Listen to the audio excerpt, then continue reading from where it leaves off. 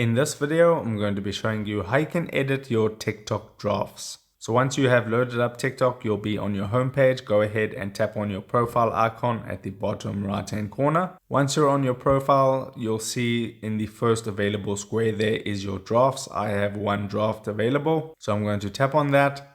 And here is the draft. Now to edit this TikTok draft, all you need to do is tap on it. It's going to take you to the video that you recorded. What you can do is edit it with all the options that TikTok has available. So you can add text and things like that. Tap on done and you can just play around with however you want to edit it. Add sounds as well.